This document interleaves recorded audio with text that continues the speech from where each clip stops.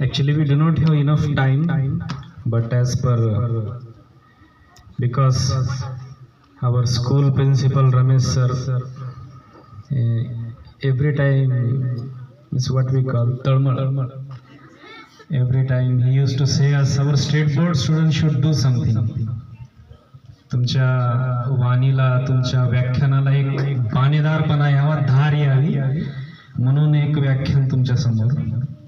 हे काल परवाचा प्रसंग आहे. दोन व्यक्ती आपल्या समोर एका बस स्टँड मध्ये गाडीमध्ये बसले होते. त्यातला एक व्यक्ती आहे जो बार बार खिशातले नाणे काढायचा, मोजायचा आणि खिशामध्ये टाकायचा. एकदा झालं, दोनदा झालं, तीनदा झालं, चारदा झालं, 15 मिनिटं झाले. बाजूची व्यक्ती बघत आहे. गाडी सुटली.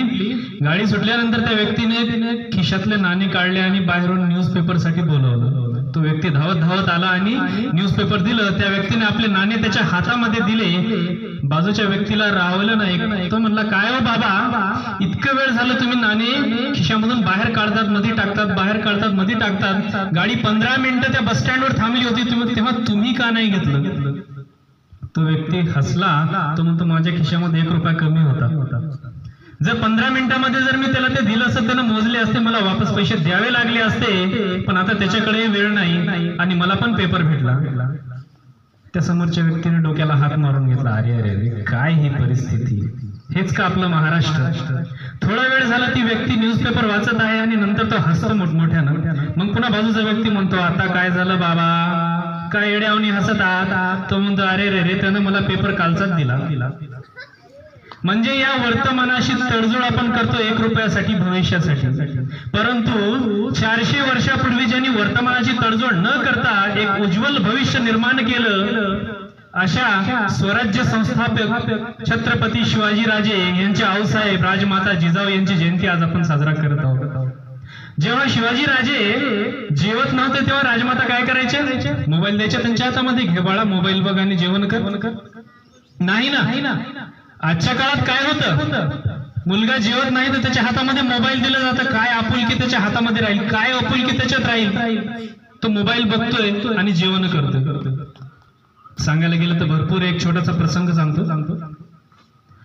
जेव्हा राजमाता जिजाऊ ह्या पुण्यामध्ये राहायला आल्या, त्या काळातल्या लोकांनी त्यांना म्हणलं की तुम्ही इथं राहू शकत नाही, कारण इथं पहार आहे. आणि ही पहार म्हणजे एक प्रतीक आहे की इथं जो कोणी राहायला येईल त्याचा वंशनाश होईल. ही अंधश्रद्धा त्यांना वाटली. त्यांनी म्हणले, त्यांनी गेलं सरळ ती पहार उपसून फेकून टाकली आणि म्हणले, आता तुम्हाला या, ज्याला कोणाला राहायचं इथं या. आता त्यात इथं राहू लागले. आता सगळेजण राहायला आले. कालांतराने परिस्थिती सुधारली. खूप पिके बी चांगली आली.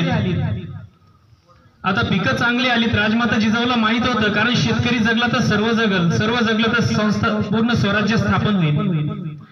कालांतराने वेळ अशी आली की पीक तर खूप चांगले आले.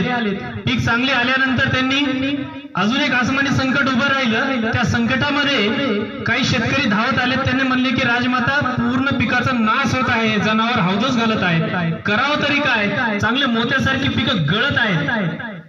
त्यांच्या सुपीक डोक्यामध्ये कल्पना आली आणि त्या कल्पनेने त्यांनी म्हणले की जो कोणी त्या जनावराला मारल त्याची शेपूट मला आणून दाखवल, त्याला सोन्याचं कड देण्यात येईल. जशी काही देवंडी पेटवण्यात आली, त्या स्वराज्यातील संपूर्ण मावळे हे तयार झाले. रात्र पिकाचं रक्षण करू लागले. दिसला का जनावर त्याला मारू लागले, त्याचं शेपूट कापून आणून दाखवू लागले आणि सोन्याचं कड मिळू लागले. एकाच तीर मध्ये दोन एक तर स्वराज्यासाठी मावळे तयार झाले, पिकाचं रक्षण बी झालं. एक वेळ रात्रीची त्या राजमाता विसावा घेत आहेत आणि काही तरुण बांडपोर आले. त्याच्यामध्ये एक मुलगा, ज्याने की मोठं जनावर आपल्या पाठीवर पूर्ण आणलं होतं, तो धिंगाणा करत होता की मला भेटायचं म्हणजे भेटायचं. तेव्हा, अरे ते आता आराम करत आहे, तू सकाळी ये. नाही, मला आत्ताच भेटायचं, तुम्ही आत्ताच बोलवा. ते म्हणतात, रात्रीची वेळ झालेली आहे, तू उद्या ये, उद्या भेटणार नाहीत का? तो म्हणतो, नाही, मला आत्ताच भेटायचं. त्यांचा हा आवाज ऐकून त्या आल्यात खाली. ते म्हणतात, अरे काय चालू आहे? मग तो पहारेकरी म्हणतो, काय नाही, हे तरुण बांडपोर आहेत. मग त्यांनी पाहिलं काय झालं, तर त्यांनी एका मुलाला पाहिलं की मोठं जनावर त्याच्या पाठीवर आहे आणि तो आलाय. मग त्याला खाली जाऊन त्याला विचारलं, का रे, तू पूर्ण जनावर पाठीवर आणलं, नुसतं शेपूट जरी आणलं असतं तरी आम्ही काय तुला स्वीकारलं नसतं का? मग तो मुलगा डोकं खाजवतो, लक्षातच नाही राहिलं.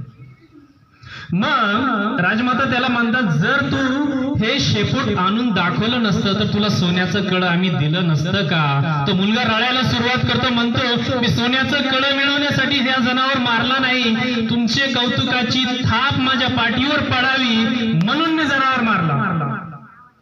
ज्या समाजामध्ये पाठीवर कौतुकाची थाप मारणारे माणसं नसतात तो समाजच नसतो. मग तो मुलगा रडू लागला, खाली आल्या, त्याचे डोळे पुसले आणि त्याला विचारलं, तुझं नाव काय रे बाळा? तो म्हणतो, माझं नाव ताना. आणि तो ताना होता तानाजी मालसुरे, जो एकदा स्वराज्याचा झाला आयुष्यभर स्वराज्याचाच राहिला. आपण यांच्या जीवन प्रवासाकडे पाहिलं तर आपण असं म्हणू की त्या एक कुशल प्रशासक होत्या. उत्तम मॅनेजमेंट त्यांच्याकडे होतं. त्यांच्या आयुष्यावर बोलायचं तर भरपूर आहे, आपल्याला वेळ तेवढा नाही.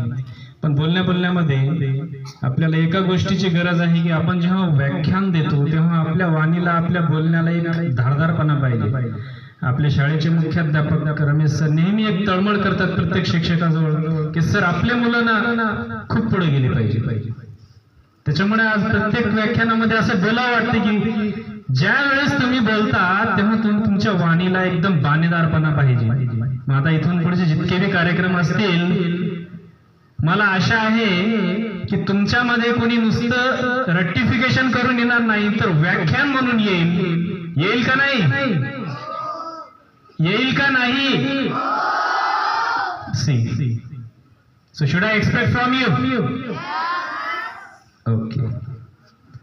On this occasion you asked me for a speech, so special thankful for everyone.